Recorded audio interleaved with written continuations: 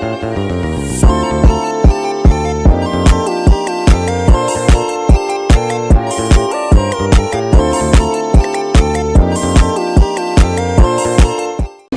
selamat malam. Ya, malam.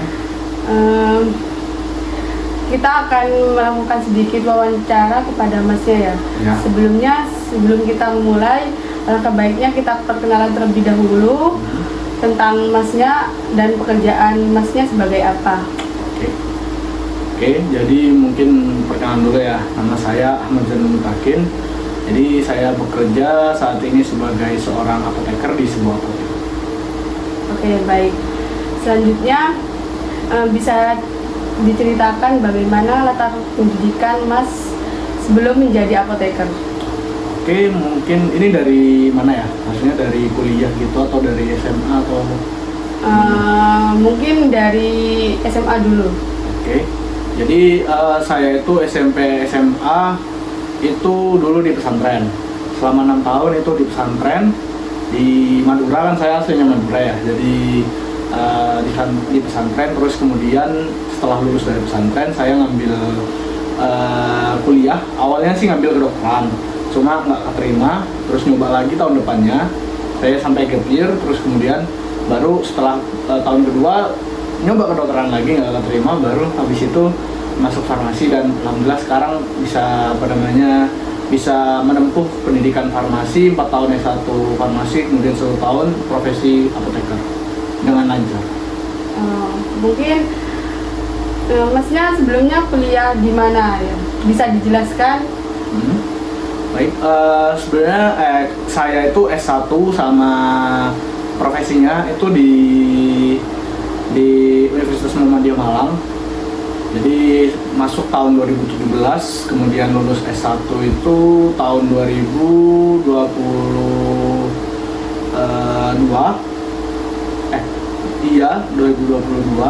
Kemudian saya ngelanjutin apotekernya itu di 2022 sampai 2023.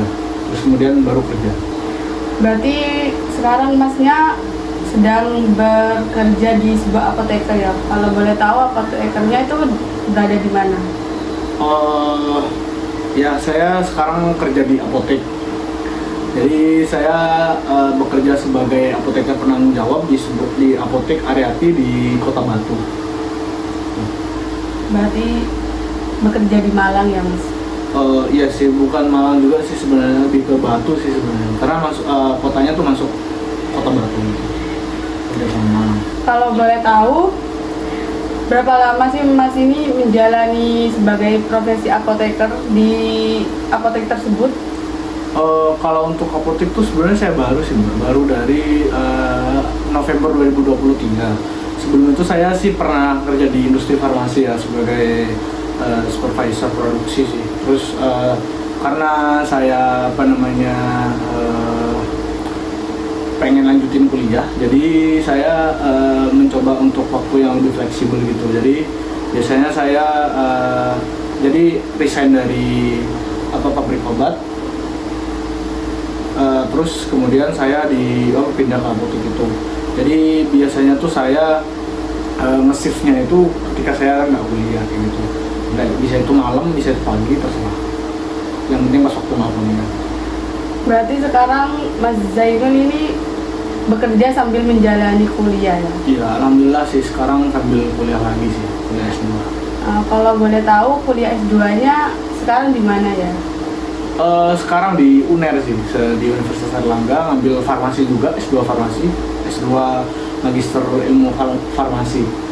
Wah, keren sekali Mas Zainul.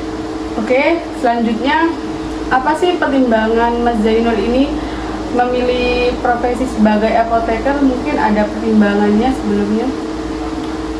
Kalau awalnya itu mungkin saya tuh tertarik di bidang kesehatan ya. Awalnya sih dokter ya, tapi mungkin karena belum rezeki, jadi saya mencoba di bidang yang lain, yaitu sekarang di kefarmasian. Sama-sama kesehatan sih, tapi mungkin beda di tugas-tugasnya. Kalau dokter itu kan lebih ke kayak mendiagnosis, terus kayak ngasih terapi gitu. Tapi kalau apoteker itu lebih ke arah kayak menjamin obat yang diresepkan oleh dokter itu bisa nyampe ke pasien dengan tepat, dengan aman serta berkhasiat. Seperti itu sih. Berarti tujuan karir Mas Zainul yang awal itu dokter, setelah itu berpindah ke apoteker. Iya, karena mungkin rezekinya juga sih. Iya, Di apotek sebagai apoteker ya. Selanjutnya mungkin ada hal positif apa sih yang didapat dari pekerjaan Mas Zainul menjadi seorang apoteker? Sebenarnya banyak sih.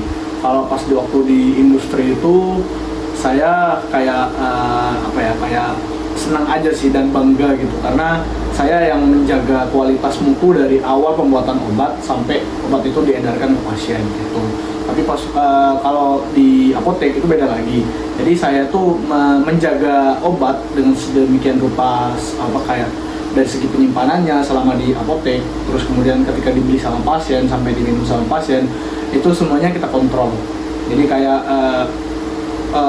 penyimpanannya di suhu tertentu, kemudian nanti ketika diserahkan ke pasien dari dokter ataupun ketika dibeli atau ketika pasien datang sendiri ke apotek, itu kayak kita menjelaskan tentang kayak cara penggunaan obat, kemudian juga cara simpannya nanti ketika sudah dikonsumsi seperti apa yang aman, kemudian juga efek samping mungkin yang bisa ditimbulkan, maksudnya efek samping yang masih wajar, karena kan mungkin efek obat bagi setiap orang itu berbeda gitu.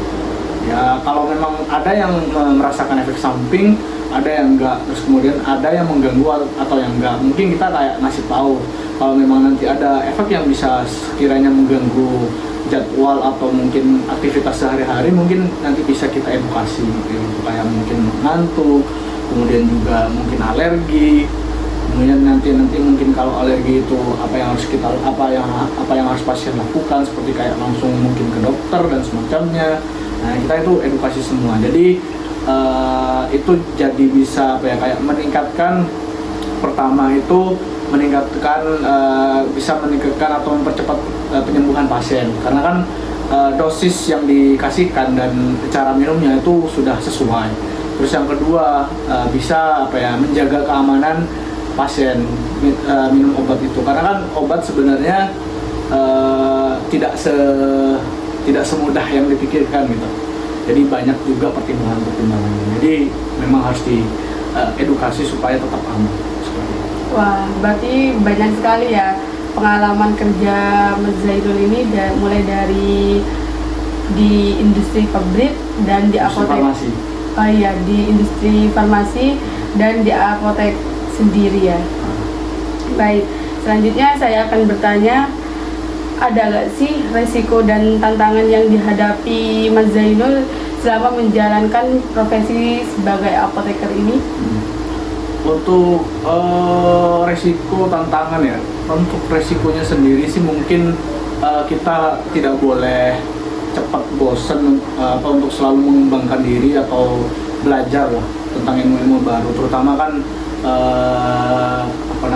ilmu kesehatan ya, karena perkembangan kesehatan itu dari tahun ke tahun itu sudah pasti pesat kayak gitu. Jadi kita pertama yang nggak boleh capek untuk belajar hal-hal yang baru, terutama tentang kesehatan dan obat, karena saya sebagai apoteker.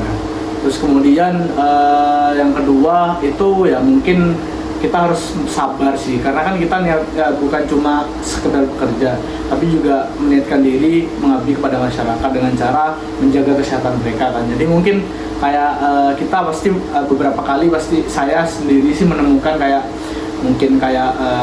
ada pasien yang tidak yang kurang istilahnya kita kurang dihargai sama pasien. Ada juga yang mereka sangat menghargai apa yang kita edukasi kayak gitu, itu pasti ada kayak gitu ya. Tapi ya itu resiko kayak gitu, karena kan karena mungkin niatnya juga mengabdi, jadi ya udahlah itu, maksudnya kayak nggak usah terlalu diambil pusing gitu. Yang penting kita niatnya mengabdi, terus kita juga sudah berikan apa yang harusnya kita berikan, udah aja sih sebenarnya. Kalau untuk tantangannya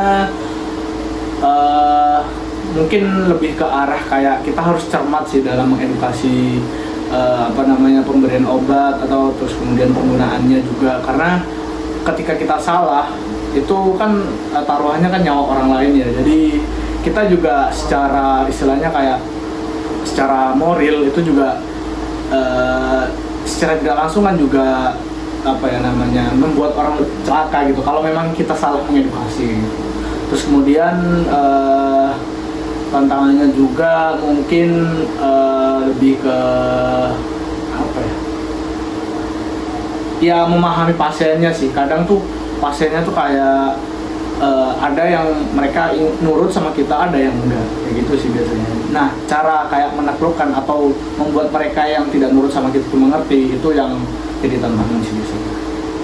Wah, berarti banyak juga ya tantangan dan resiko menjadi seorang apoteker itu ya? Ya, nggak cuma apoteker doang sih, sebenarnya semua profesi kayak gitu sih. Pasti ada tantangan sama resikonya juga. Ya. Baik, selanjutnya saya akan bertanya, ada nggak sih target 5 tahun ke depannya untuk profesi Mas Zainul ini sebagai seorang apoteker sendiri? Kalau target pribadi sih, ini ya, pertama itu mungkin mengembangkan apotek di tempat kerja saya itu agar supaya lebih besar, lebih banyak lagi pengunjung, serta kayak lebih dikenal lagi sama masyarakat lah. Terus kemudian target ya mungkin lulus S2 secepatnya sih, karena saya juga berkeinginan suatu saat tuh pengen membagikan ilmu saya ke masyarakat dengan cara menjadi dosen kayak gitu. Jadi mungkin saya nanti suatu saat bisa beralih profesi, jadi ya tetap jadi seorang apoteker tapi tidak praktek di apotek, melainkan jadi sebagai akademisi atau pengajar di kampus mungkin, atau ya seperti itulah, mungkin di kampus-kampus kayak gitu. Baik, berarti target Mas Zainul untuk 5 tahun ke depannya ada 2 ya, untuk apotek sendiri dan ingin menjadi dosen ke depannya. Ya, Ya. itu sih mungkin untuk 5 tahun ke depan itu sih. Baik, pertanyaan yang terakhir ya. Mungkin ada gak sih tips sukses untuk mencapai karir menurut versi Mas Zainul sendiri itu apa sih?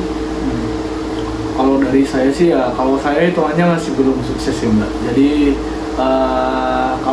kalau saya belajar dari banyak orang, terus juga banyak tokoh-tokoh yang mungkin lebih besar dan lebih sukses daripada saya, itu pertama itu kita kalau mau jadi orang sukses kita harus berani ngambil resiko. Resiko yang dimaksud itu kayak kita harus mengorbankan beberapa hal yang kita senangi. Tapi yang kita senangi dalam artian sesaat ya. Seperti kayak mungkin pertama kayak mungkin main game atau banyak leha-leha kayak gitu kita harus kurangi itu gitu, karena untuk mencapai suatu hal yang lebih besar kita harus mengorbankan hal-hal yang kecil kayak gitu, yang mungkin secara secara tukar menukar atau secara pertukaran itu tuh kayak ketika ditukarkan itu sesuatu yang kecil itu tidak lebih berharga daripada sesuatu yang besar tersebut gitu. Itu sih mungkin itu ya. Nah, terus kemudian apa ya tetap ingat sama Tuhan sih, sama Allah Subhanahu Wa Taala kalau yang Islam, atau mungkin Tuhan masing-masing kayak gitu sesuai dengan kepercayaannya, supaya kita tuh tetap merasa kalau kita tuh masih belum ada apa-apanya, karena ketika kita di atas kadang itu tuh cobaannya itu adalah sifat sombong dari kita, atau juga sifat egoisme juga, itu juga bisa timbul dari kita gitu. Nah, itu sebisa mungkin kita harus cegah, dan mungkin kita harus membiasakannya dengan cara jangan merasa sombong dan tetap rendah hati. Itu sih kalau dari saya. Baik, bisa saya simpulkan tips sukses dari Mas Zainul itu sendiri, yang pertama yaitu meninggalkan hal-hal kecil yang membuat masa depan kita terhambat. Yang kedua yaitu selalu melibatkan Tuhan dalam setiap perjalanan kita. Baik, mungkin itu saja ya wawancara dari saya terkait kerjaan Mas Zainul dan seputar pendidikan Mas Zainul. Yang terakhir juga ada tips sukses dari Mas Zainul. Saya akhiri, mohon maaf kurang lebihnya. Wassalamualaikum warahmatullahi wabarakatuh. Terima kasih Mas Zainul sudah menyempatkan waktunya untuk saya wawancarai. Ya, sama-sama. Sama-sama.